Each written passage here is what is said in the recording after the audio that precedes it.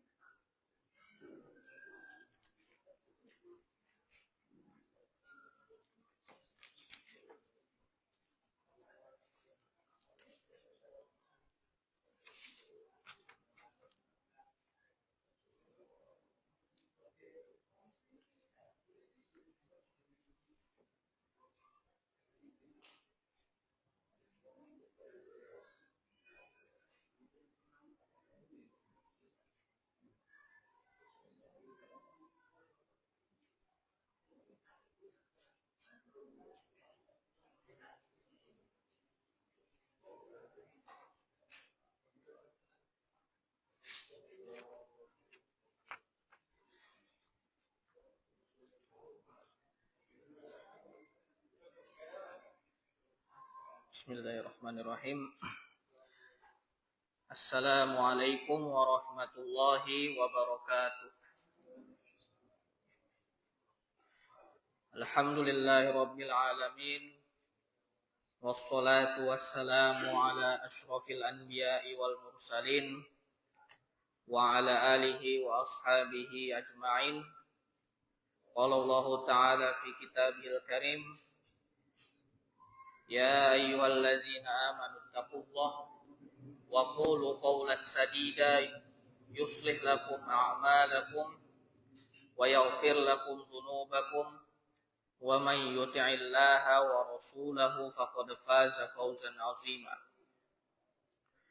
Wa qala Rasulullah sallallahu alaihi wasallam, majtama'a qaumun fi baitin min buyutillah yatluna kitaballahi wa yatadarasuna fima bainahum illa nazalat alaihimus sakinah wa ghasyiyatuhumur rahmah wa haffathumul malaikah wa dzakarahumullahu fi man 'indah. Wa qala Rasulullah sallallahu alaihi wasallam, idza marartum bi riyadil jannati farta'u. Qalu wa ma riyadul jannati ya Rasulullah?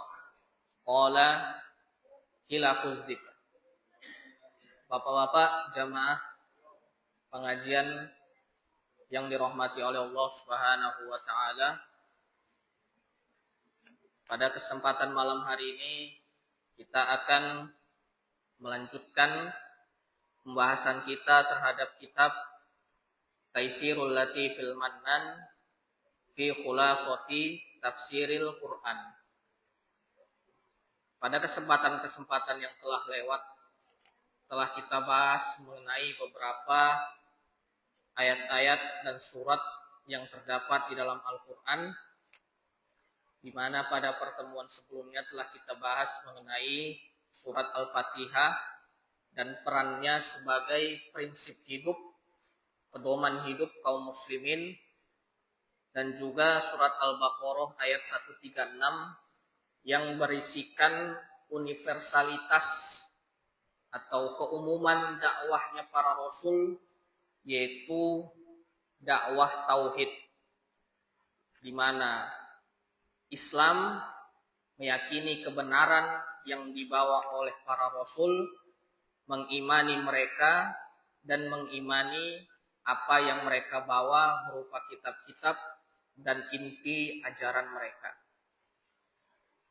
Pada kesempatan malam hari ini kita akan mempelajari suatu ayat atau sebuah ayat yang sangat agung, sebagaimana disabdakan di dalam hadis yang diriwayatkan oleh Ubay bin Ka'ab, yang diriwayatkan oleh Imam Muslim, bahwasanya suatu ketika Ubay bin Ka'ab ditanya oleh Rasulullah sallallahu alaihi wasallam, ya Aba Muntir, wahai Abu Muntir, yaitu panggilan Ubay bin Ka'ab, Atadri ayya ayatin min kitabillahi a'zam.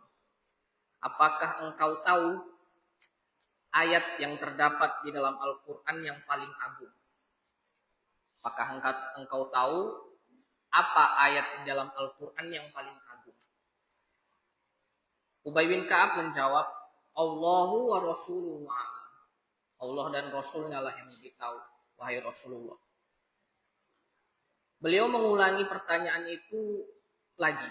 Ya Aba Munzir, atadri ayya ayatin min kitabillahi a'zam. Wahai Abu Munzir, apakah engkau tahu apa ayat di dalam Al-Quran yang paling agung?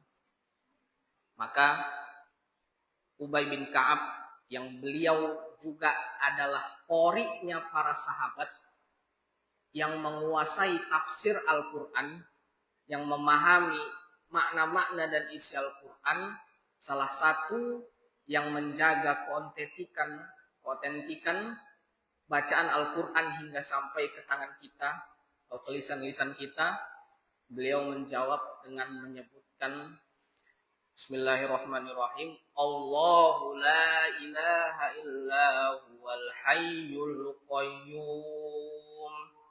La ta'khudhuhu sinatun wa la nawm. Lahu ma fis samawati wa ma fil ard. Man dhal ladzi yashfa'u indahu illa bi'idhnihi. Ya'lamu ma baina aydihim wa ma khalfahum wa la yuhituna bi syai'in min 'ilmihi illa bima syaa' wasi'a kursiyyuhu as-samawati wal ard wa la ya'uduhu hifdhuhuma wa huwal 'aliyyul 'azim.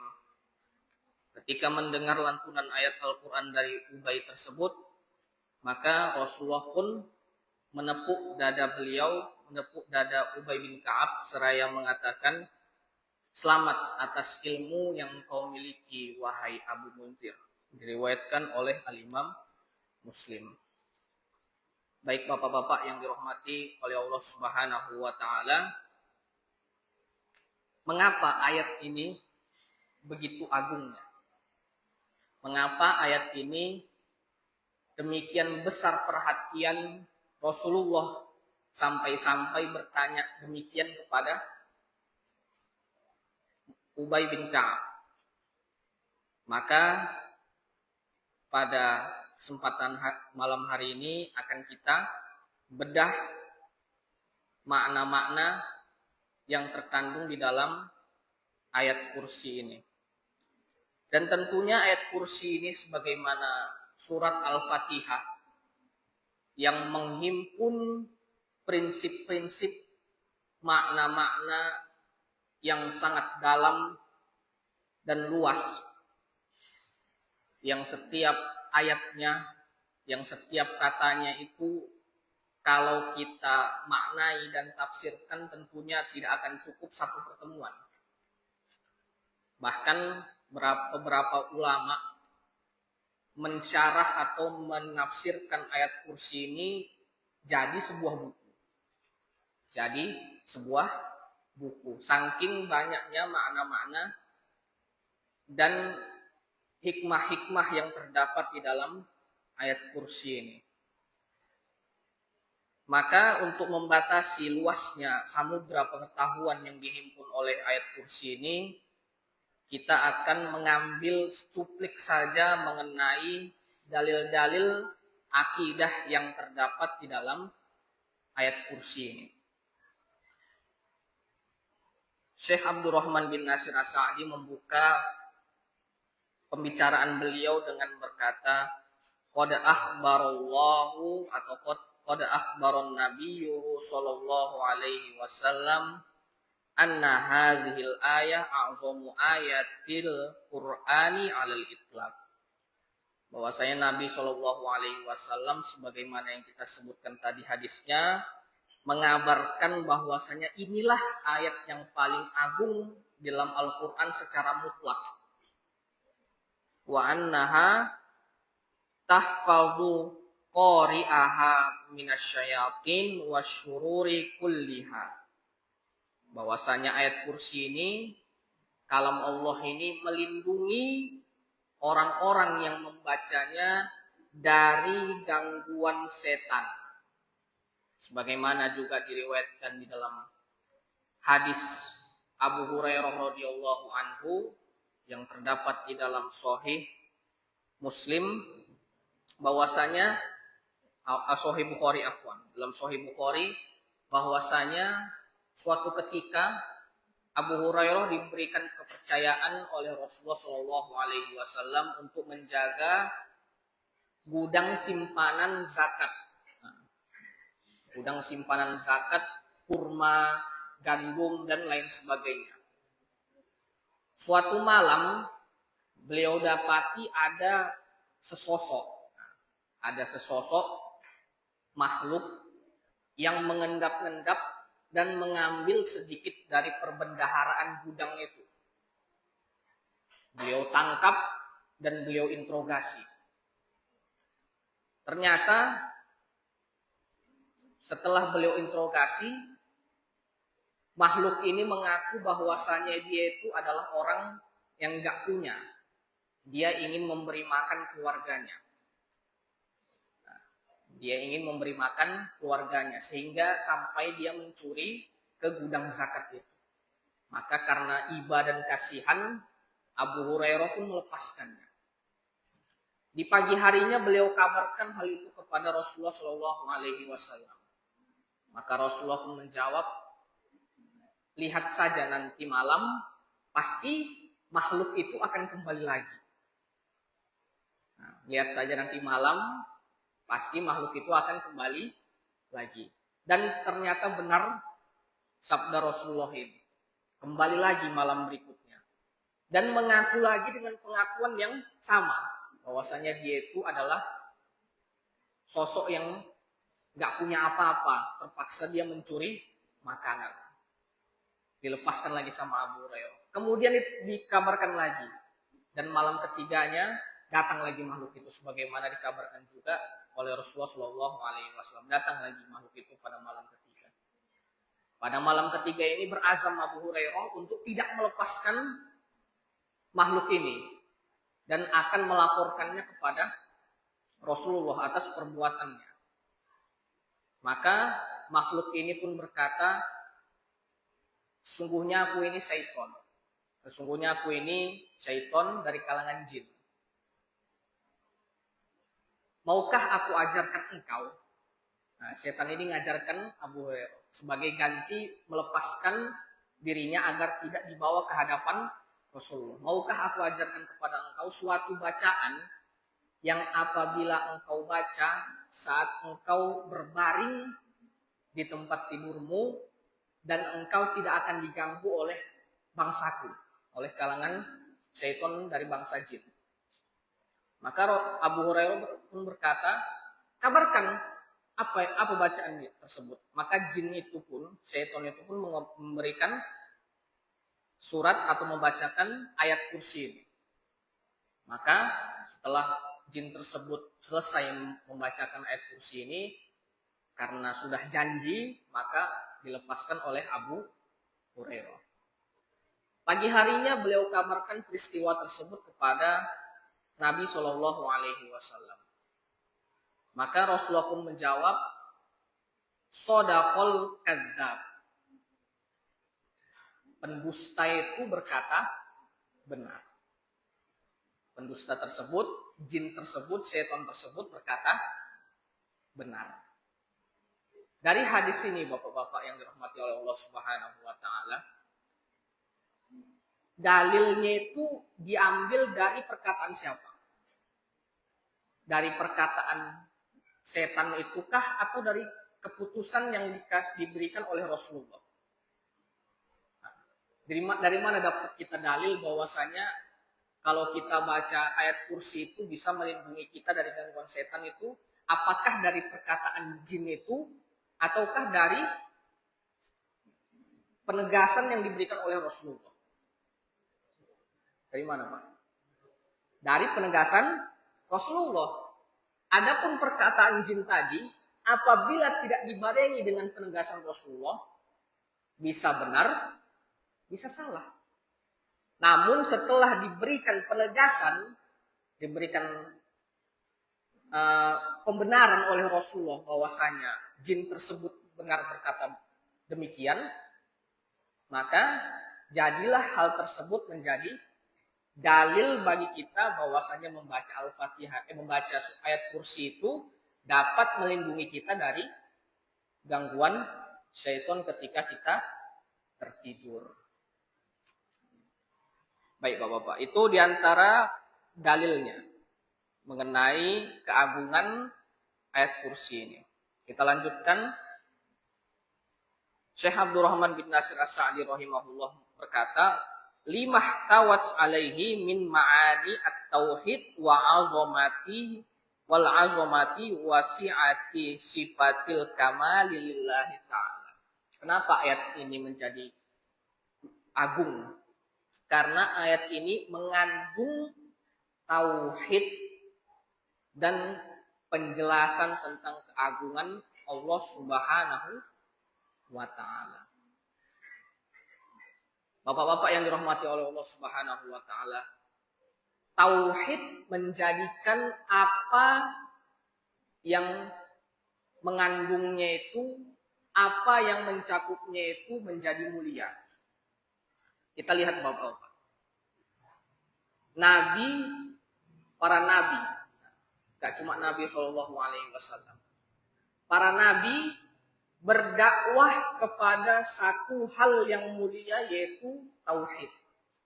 Jadilah mereka orang-orang paling mulia di bumi ini, yang menjadi rasul, utusan Allah Subhanahu wa ta'ala, karena mereka berdakwah kepada tauhid. Kalimat la ilaha illallah menjadi kalimat yang paling mulia karena apa? Karena mengandung tauhid. Zikir subhanallahi wa bihamdihi subhanallahil azim menjadi zikir yang paling agung. Dua kalimat yang paling agung. Karena apa? Karena berisi tauhid. Al-Quran, kalamullah, mengapa menjadi kitab yang paling agung? Karena isinya adalah ajaran tauhid. Islam menjadi agama yang dimuliakan, bahkan ditinggikan di atas seluruh agama yang lainnya. Karena apa? Karena Islam mengajak kepada tauhid. Bahkan seluruh hal yang berkaitan dengan tauhid menjadi mulia karena kan tauhid. Termasuk ayat kursi ini. Karena inilah ayat yang paling murni menjelaskan tentang tauhid dan keagungan Allah Subhanahu wa ta'ala. Kemudian Bapak-bapak yang dirahmati oleh Allah Subhanahu wa ta'ala, ayat ini sekurang-kurangnya mengandung 4 dalil akidah.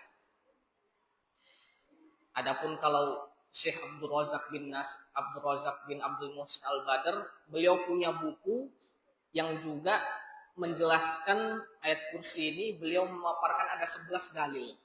Tapi kita ringkaskan saja menjadi 4 dalil. Dalil yang pertama adalah bahwasanya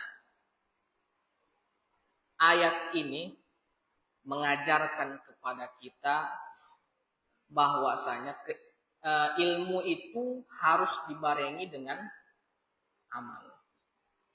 Bahwasanya ilmu itu harus dibarengi dengan amal. Dari mana kita ambil itu, Bapak? Dari pembagian tauhid. Dari pembagian tauhid. Di antara para ulama ada yang membagi tauhid menjadi 5. Ada yang menjadi 4. Ada yang menjadi 3. Dan ada yang membagi menjadi 2 macam. Yaitu tauhid ma'rifah wal isbat. Tauhid mengetahui Allah dan menetapkan sifat-sifat bagi Allah. Mengetahui Allah, mengenal Allah, dan menetapkan sifat-sifat bagi Allah. Itu yang pertama, jenis tauhidnya. Kemudian jenis tauhid yang kedua adalah tauhidu al-ibadati wal amal. Tauhid mengesahkan Allah dalam perkara ibadah dan amal, pekerjaan.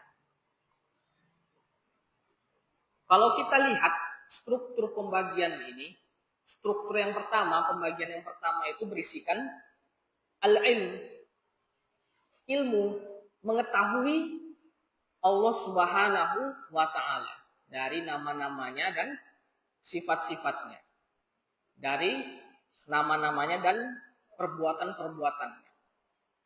Mengetahui, mengilmui Allah itu siapa, Allah itu sifatnya apa, Allah itu bagaimana perbuatannya terhadap para hambanya, terhadap dunia ini, itu semua diketahui dalam tauhid ma'rifah wal isbat. Atau kalau simpelnya, kalau usul yang sudah kita kenal itu tauhid rububiyah dan asma wa sifat. Rububiyah berkaitan dengan perbuatan Allah Subhanahu wa taala yang menciptakan, yang memberikan rezeki, yang mengatur alam semesta ini, semuanya dalam tauhid rububiyah. Adapun asma wa sifat berkaitan dengan zatnya Allah Subhanahu wa ta'ala, berupa nama-nama dan sifat-sifat pada Allah Subhanahu wa ta'ala. Nama-nama dan sifat Allah Subhanahu wa ta'ala. Mengetahui ilmu. Dan yang kedua jenis tauhidnya adalah al-ibadatu wal amal. Kenapa hal ini penting? Karena masih banyak orang yang menganggap tauhid itu cuma yang pertama, Pak. Seperti golongan Asy'ariyah. Orang-orang Asy'ari meyakini kalau tauhid itu hanya tauhid yang jenis pertama saja, mengenal Allah. Mereka meyakini bahwasanya Allah itu sang pencipta. Allah itu yang maha mengatur alam semesta ini. Allah itu yang memberikan rezeki. Tapi dalam praktek ibadahnya mereka memisahkan jenis tauhid ini. Sehingga banyaklah menyebar di kalangan orang-orang Asy'ariyah peribadatan terhadap kubur. Peribadatan atau tawasul terhadap orang-orang yang telah meninggal dunia. Karena apa? Karena mereka itu tidak menggabungkan antara ilmu dengan amal. Mereka mengilmui tapi dalam prakteknya sangat bertentangan. Mereka tidak menggabungkan dua jenis tauhid ini, yaitu tauhid al-ibadah wa tauhid al-ma'rifah. Tauhid ibadah dan tauhid pengetahuan. Yang kedua adalah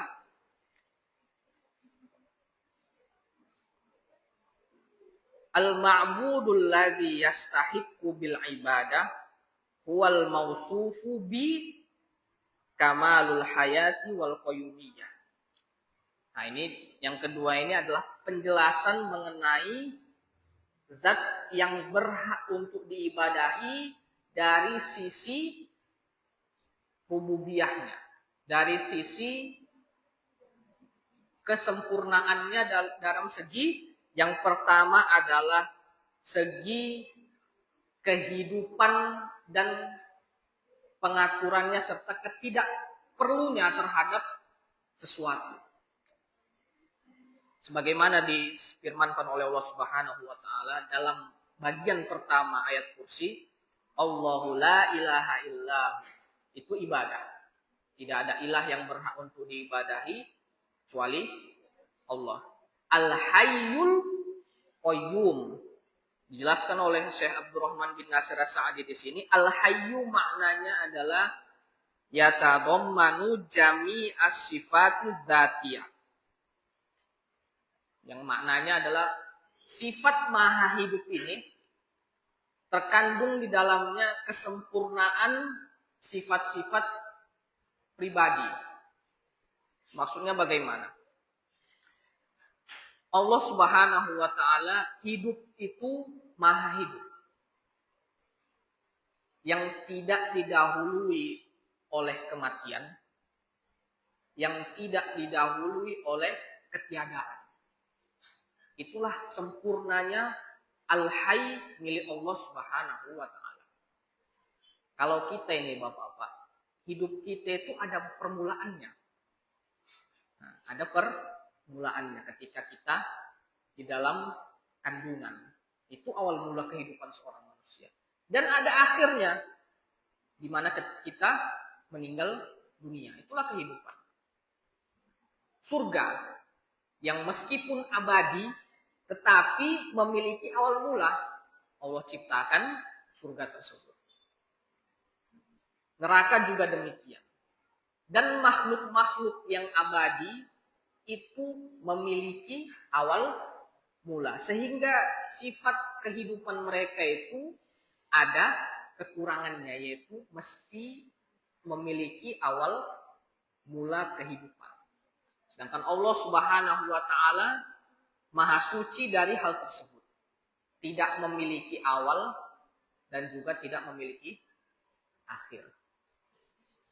Bahkan sebagaimana disebutkan dalam firman Allah Subhanahu wa taala, "Huwal awwal wal akhir waz zahiru wal batin." Dialah yang maha awal. Tidak ada permulaan di belakangnya. Dan dialah akhir, tidak ada kesudahan setelahnya. Waz zahir, yang maha mengetahui yang nampak, wal batin, yang mengetahui yang tersembunyi. Itulah sifat hayynya Allah Subhanahu wa taala. Al-Qayyum. Al-Qayyum ini maknanya adalah yang maha memberikan segala sesuatunya kepada makhluk dan tidak memerlukan sesuatu pun dari makhluk. Kemandirian. Qayyumiyah itu maknanya bisa kemandirian. Nggak perlu siapa-siapa. Nggak perlu siapa-siapa dan apa-apa. Kalau kita, Pak, kita masih perlu siapa-siapa. Karena kalau mati, nggak ada yang bantu kita. Kecuali orang-orang mungkin yang kenalan kita. Membantu menguburkan, membantu mengkafani. Kita masih butuh kepada makhluk. Kepada sesuatu. Udara, air, makanan, suplemen, penegak tubuh. Semua kita perlu itu. Maka Allah Subhanahu wa taala, zat yang maha qayyum itu tidak perlu kepada hal tersebut. Tidak perlu kepada hal tersebut. Bahkan hal-hal tersebutlah yang perlu kepada Allah Subhanahu wa taala. Itulah perwujudan dari sempurnanya qayyumiyah Allah Subhanahu wa taala.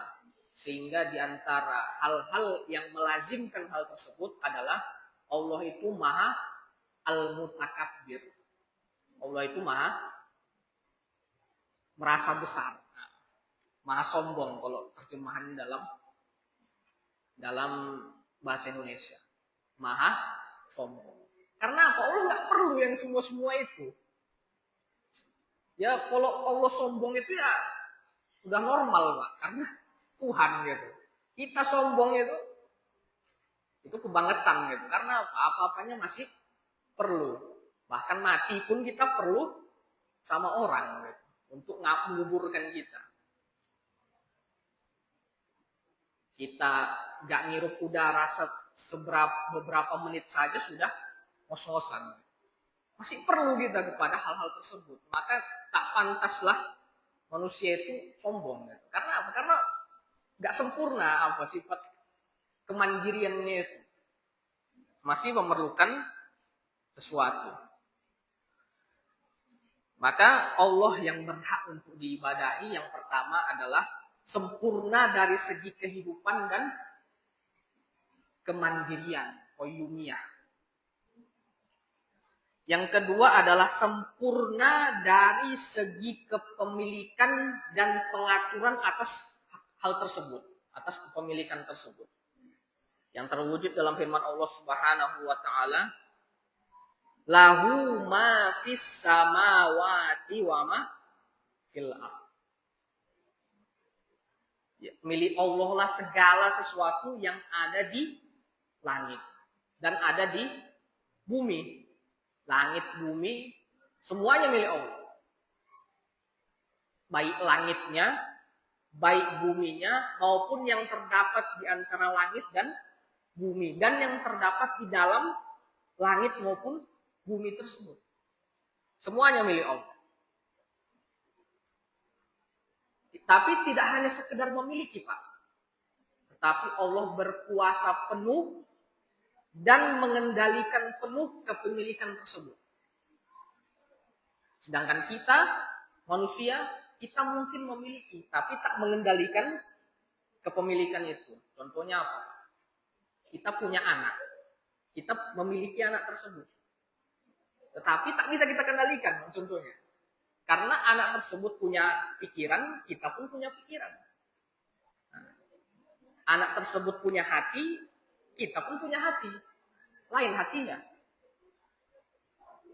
Maka yang memiliki hal tersebut hanya Allah yang punya kuasa untuk mengatur dan mengendalikan hal tersebut.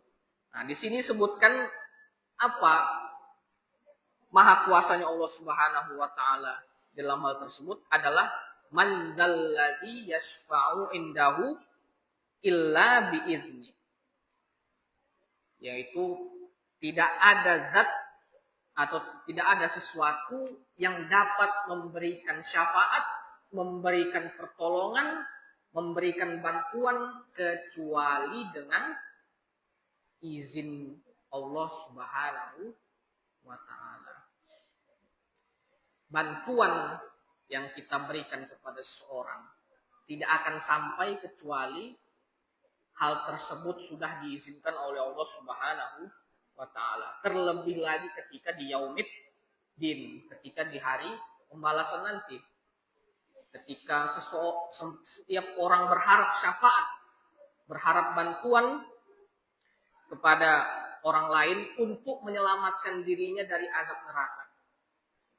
Para makhluk saat itu berombong-rombong menemui Nabi Ibrahim. Meminta agar Nabi Ibrahim memberikan syafaat untuk mereka. Nabi Ibrahim tidak bisa. Bahkan kepada nabi-nabi yang lain didatangi oleh para makhluk saat itu. Para nabi yang lain tidak bisa untuk memberikan syafaat. Datanglah kepada Rasulullah Shallallahu Alaihi Wasallam. Maka Rasulullah pun menjawab, akan kutanyakan dulu sama Allah Subhanahu wa taala. Ketika Allah Subhanahu wa taala mengizinkan beliau untuk memberikan syafaat, maka Nabi Shallallahu alaihi wasallam pun baru memberikan syafaatnya. Maka syafaat Nabi Shallallahu alaihi wasallam itu tidak akan diberikan kecuali atas izin Allah Subhanahu wa taala.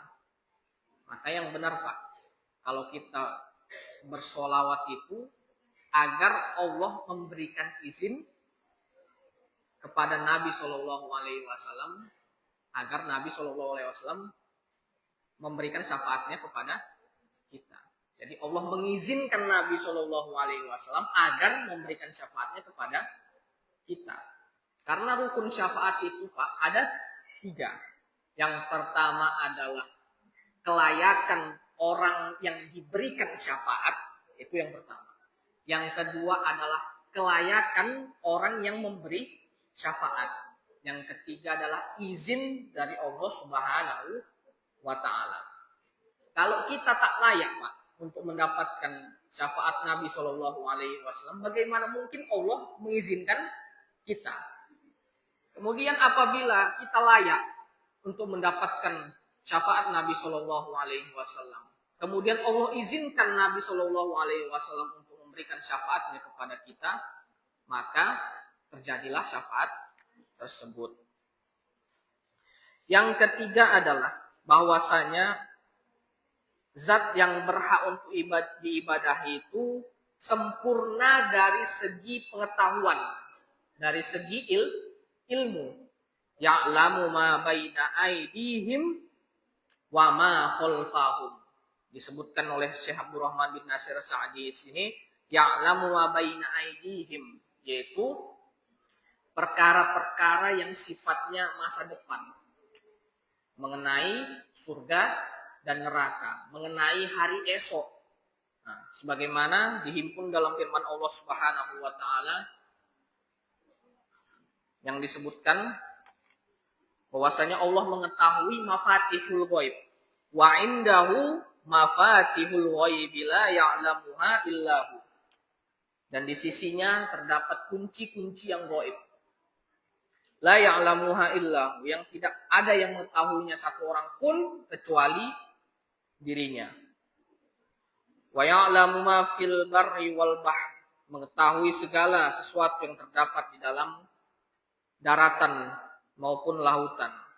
Wa ma tasqutu min waraqatin illa ya'lamuha, dan apa yang jatuh berupa daun-daunan kecuali Allah pasti mengetahuinya. Wala habbatin fi zulumatil ardi wala qatbin wala yabisin illa fi kitabim mubin.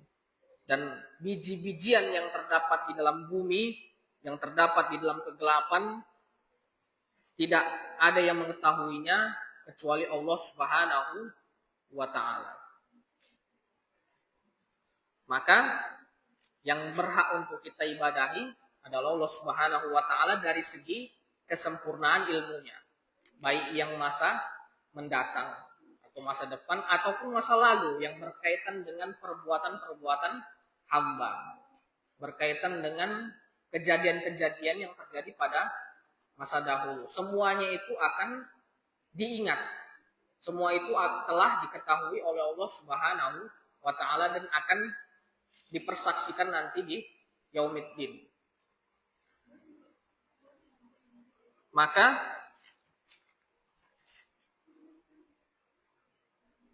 lanjutan dari ayat tersebut adalah wala yuhituna bi syai'in min ilmihi illa bima syaa. Dan Allah Subhanahu wa taala yang menguasai ilmu-ilmu yang ada di alam semesta ini. Mengetahui segala sesuatunya, segala pengetahuannya, baik sesuatu tersebut, pengetahuan akan sesuatu tersebut maupun pengetahuan mengenai sesuatu tersebut. Apa perbedaannya? Pengetahuan mengenai akan sesuatu tersebut, contohnya mengetahui di mana posisi kita, apa yang sedang kita kerjakan, apa yang sedang kita lakukan. Mengetahui mengenai sesuatu tersebut, yaitu mengetahui apa yang terjadi di dalam sesuatu tersebut. Mengetahui hati kita, mengetahui pikiran kita, mengetahui apa yang akan kita lakukan. Jadi Allah mengetahui dan sempurna pengetahuannya atas sesuatu tersebut. Dan ilmu-ilmu yang terdapat di dunia ini, baik yang ilmu yang sifatnya rumit maupun yang sifatnya sederhana, baik itu kedokteran modern maupun sekedar untuk menambal ban, semuanya Allah mengetahuinya. Dan Allah ajarkan hal tersebut kepada manusia, bahkan kepada makhluk-makhluk yang paling sederhana sekalipun. Bagaimana laba-laba itu membuat jaring tanpa diajari oleh siapapun, kecuali diilhamkan oleh Allah Subhanahu wa taala. Bagaimana lembah itu membentuk sarangnya sedemikian rupa canggihnya, itu semuanya adalah dari ilmu Allah Subhanahu wa taala. Bagaimana semut-semut itu bisa berkoordinasi dengan sesamanya dan membentuk suatu koloni yang tidak ada percekcokan di dalamnya. Itu semuanya dari ilmu yang Allah ilhamkan kepada mereka. Kita lihat itu Pak, satu sarang semut itu gak ada yang cekcok meskipun beribu jumlahnya di dalamnya. Semuanya saling bekerja sama demi kemaslahatan bersama. Mencari makan bersama, melindungi sarang bersama. Nah, itu adalah dari ilmu yang Allah ilhamkan kepada semut-semut tersebut. Sebagaimana disebutkan dalam surat An-Naml, ketika Nabi Sulaiman hendak lewat di suatu lembah, satu orang semut mengabarkan kepada semut yang lain, memperingatkan kepada semut yang lain masuk ke lem sarang agar tidak diinjak Nabi Sulaiman dan tentaranya. Nah, jadi kalau kita melihat ada bahaya, Pak, ada sesuatu yang mengancam kepada komunitas kita kaum muslimin, hendaknya memperingatkan hal tersebut agar tidak terjadi kerusakan yang lebih berbahaya. Sebagaimana halnya semut. Lebah juga begitu. Mereka bersatu, mencari makan bersama, melindungi sarang bersama. Bahkan lebah itu digambarkan sebagai hewan pekerja paling soleh. Hewan pekerja yang paling soleh. Sebagaimana disebutkan dalam surat An-Nahl, bahwasanya lebah itu kalau milih rumah yang paling baik tempatnya. Di puncak-puncak bukit, di puncak pohon yang tinggi, agar aman. Kemudian mencari makan dari yang baik-baik. Nah, dari bunga, dari saripati yang baik-baik. Sehingga lahirlah apa? Lahirlah dari perutnya itu obat. Minuman yang menjadi syifa, menjadi penyembuh bagi orang-orang yang meminumnya. Dari hasil apa, Pak? Mencari rezeki yang halal. Makanya itu pekerja yang soleh itu diumpamakan seperti lebah, mencari rezeki yang halal, menghasilkan hasil yang halal. Demikian, Pak. Itu diantara luasnya ilmu Allah Subhanahu wa Ta'ala. Dan yang ketiga, yang keempat.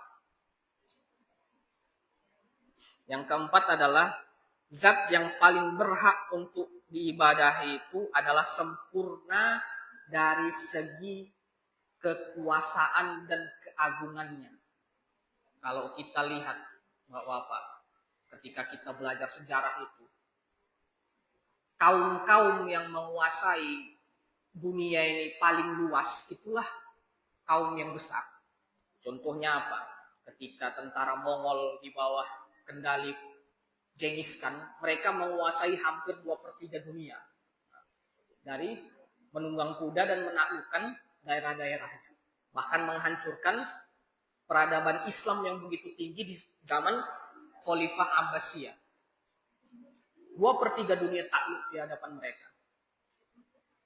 Kemudian tentara Inggris yang dengan penjajahannya menaklukkan dari timur ke barat. Sampai ada ungkapan matahari itu tidak pernah terbenam di dataran Inggris. Karena apa? Karena jajahannya itu dari timur ke barat. Mulai dari Amerika di barat sampai ke Cina, di Hong Kong timur. Semuanya jajahan Inggris. Tidak ada tempat untuk matahari terbenam di kerajaan mereka. Mungkin kita tunda sejenak.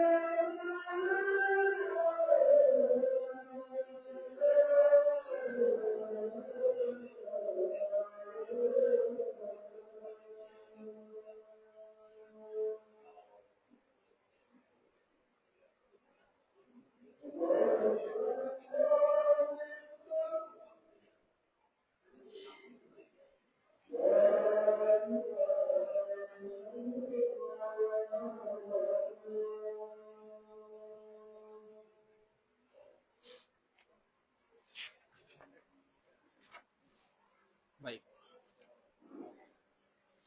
Baik. Jadi karena luasnya kekuasaan mereka, mereka dianggap sebagai bangsa yang besar, bangsa yang ditakuti oleh bangsa-bangsa lainnya. Adapun Allah Subhanahu wa taala memaparkan di dalam ayat ini wasi'a kursiyuhus samawati wal ard. Luas kursinya di antara makhluk Allah Subhanahu wa taala adalah al-kursi. Satu makhluk itu. As-samawati wal ard. Luasnya itu setara luas langit dan bumi. Samawat, langit-langit dan bumi-bumi. Langit seluruhnya, 7 lapis langit itu dan bumi. Bahkan diibaratkan dalam sabda Rasulullah SAW, bumi itu dengan kursi ibaratkan cincin yang dilemparkan ke padang pasir yang luas. Cincin dengan padang pasir yang luas. Cincin yang sekeping itu Pak dilemparkan ke padang pasir yang luas. Adapun kursi dengan arasnya Allah Subhanahu wa taala ibaratkan cincin yang dilemparkan kepada padang pasir yang luas juga. Itu perbandingan luasnya, agungnya Allah Subhanahu wa taala, di mana kekuasaannya itu adalah meliputi seluruh makhluk, seluruh alam semesta ini. Maka kesimpulannya sebagaimana disebutkan oleh Syekh Abdurrahman bin Nasir As-Sa'di, fa'ayatun, ayat ini ihtawat ala hadhil ma'anil lati hiya ajallul ma'ani. Maka ayat ini mengandung hal makna-makna yang merupakan makna yang paling agung. Arti-arti hikmah-hikmah yang paling agung. Wa afradaha 'alal ibadi, dan Allah Subhanahu wa taala menyendirikannya di dalam ayat ini agar apa? Yahiqqo an takuna a'zama ayatil Qur'an wa yahiqqo liman qara'aha mutadabbiron wa mutafahiman an yamtali'a qalbuhu minal yaqini wal irfani wal iman. Agar para hamba itu senantiasa mentadabburi dan mencari hikmah-hikmah yang terdapat di dalam ayatnya.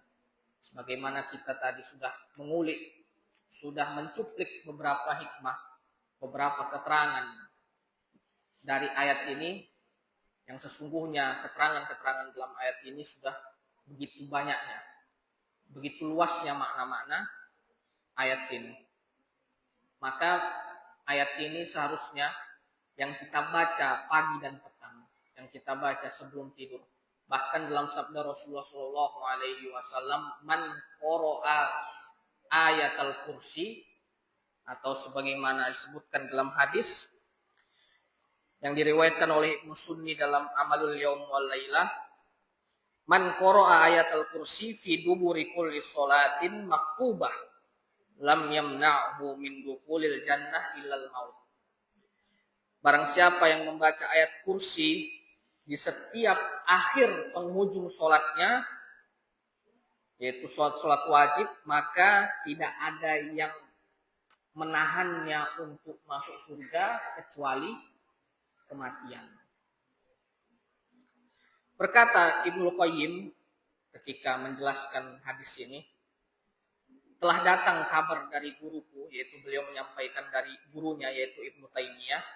Ketika Ibnu Taimiyah, Syekhul Islam, mendengar hadis ini, beliau pun berkata, ma taraktuha duburukul lisolati, tidak akan pernah kutinggalkan untuk membacanya di setiap akhir sholatku, di setiap penghujung sholatku. Mudah-mudahan kita diberikan keistiqomahan dan juga hidayah untuk senantiasa mentadabburi, membaca dan merenungi makna-makna yang terkandung di dalam ayat yang agung ini. Semoga kita dijadikan oleh Allah Subhanahu wa taala termasuk ke dalam sabda Rasulullah Shallallahu alaihi wasallam, barang siapa yang membaca ayat kursi di penghujung sholatnya, maka tidak ada yang bisa menahannya untuk masuk surga kecuali kematian. Mungkin ini saja yang bisa saya sampaikan pada pertemuan malam hari ini. Lebih dan kurangnya saya mohon maaf. Apabila ada pertanyaan mungkin kita akan jawab pada kesempatan setelah sholat Isya. Kita tutup dengan doa kafaratul majlis. Subhanakallahumma bihamdi, subhanakallahumma bihamdika, asyhadu an la ilaha illa anta, astaghfiruka wa atubu ilaik. Wassalamualaikum warahmatullahi wabarakatuh.